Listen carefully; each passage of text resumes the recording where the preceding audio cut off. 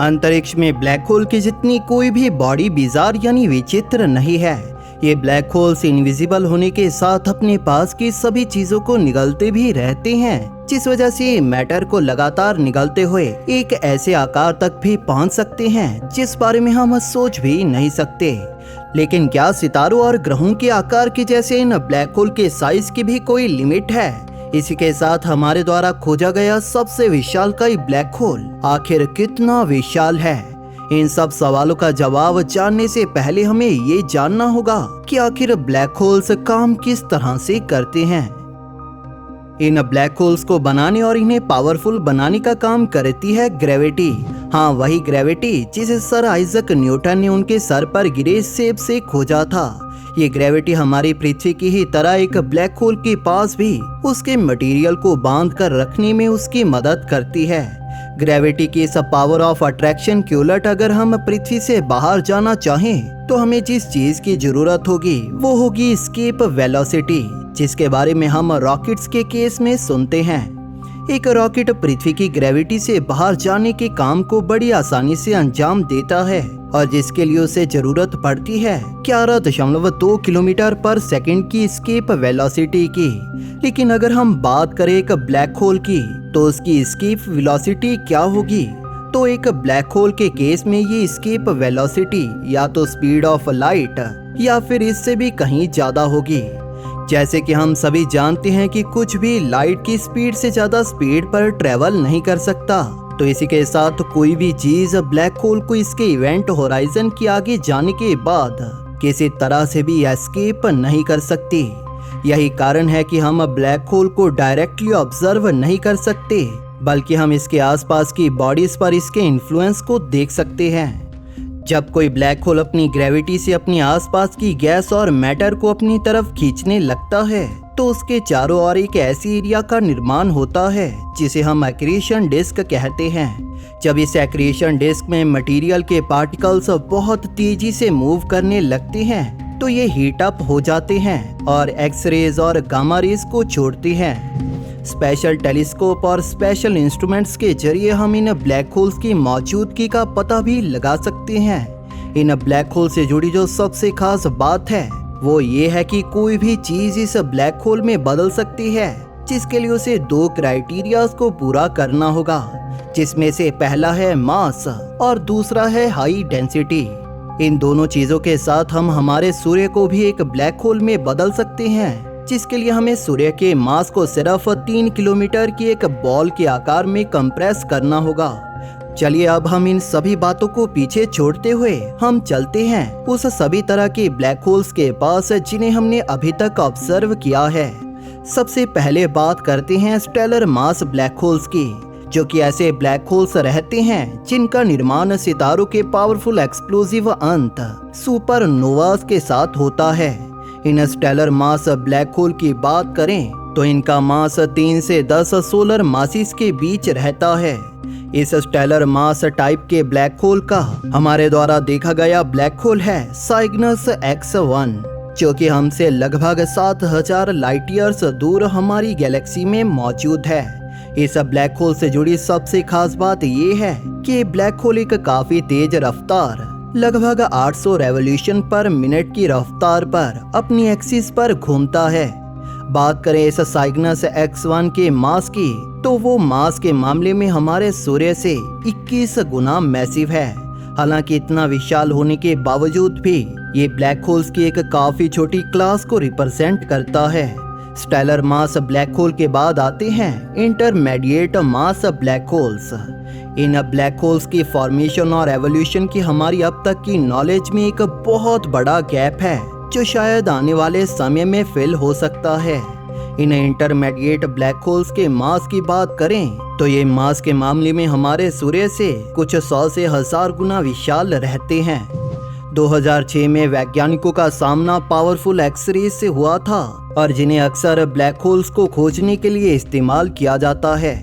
उस वक्त देखी इन एक्सरेज को जब ट्रैक किया गया तो ये एक अलग गैलेक्सी में मौजूद सितारों के एक डेंस क्लस्टर से आ रही थी और जिनकी स्टडी से ये पता चला कि जिस ब्लैक होल ने इन एक्सरेज को बनाया होगा वो तकरीबन 50,000 सोलर मासिस के करीब का होगा।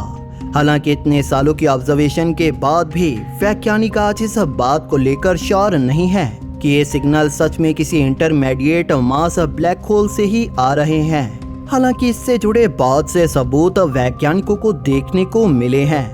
50,000 सोलर मासेस यानी सूर्य के मास से 50,000 गुना मैसिव सुनने में बहुत बड़ा लग सकता है, लेकिन जो सुपर मैसिव ब्लैक होल्स के स्केल के आगे कुछ भी नहीं है। ये सुपर मैसिव ब्लैक होल्स अक्सर हमें गैलेक्सीज के सेंटर में देखने को मिलते हैं, जैसे कि हमारी गैलेक्सी मिल्की वे के सेंटर में सैजिटेरियस ए स्टार ऐसा ही एक सुपर मैसिव ब्लैक होल है।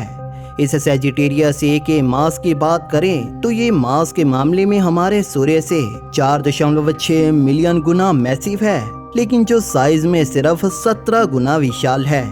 हमारी गैलेक्सी का ये सैजिटेरियस ए सितारा हमसे 26,000 लाइट ईयर्स दूर है, जिस वजह से ये हमारे लिए कोई खतरा नहीं है।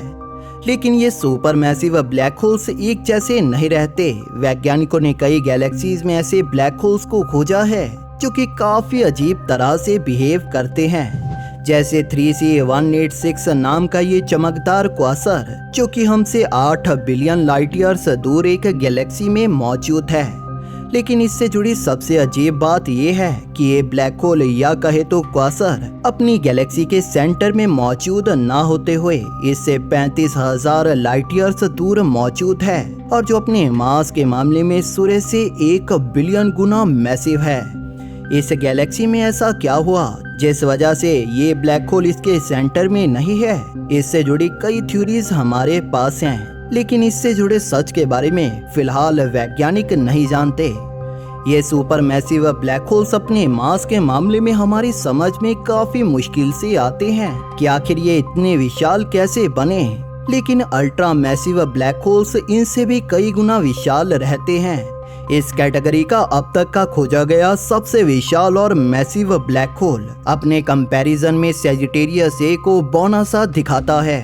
हमारे द्वारा खोजी गई एक विशालकाय गैलेक्सी होल्म 15A, जिसका खुद का मास ही 2 ट्रिलियन सोलर मासेस के करीब है।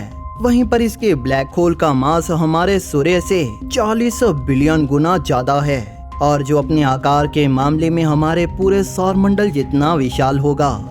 इस विशालकाय ब्लैक होल को खोजने के बाद से हमारे वैज्ञानिकों का मानना था कि ब्लैक होल्स के साइज की ये limit maximum 50 billion solar masses के करीब होगी, और इसके बड़े आकार के किसी ब्लैक होल का बन पाना लगभग नामुमकिन होगा।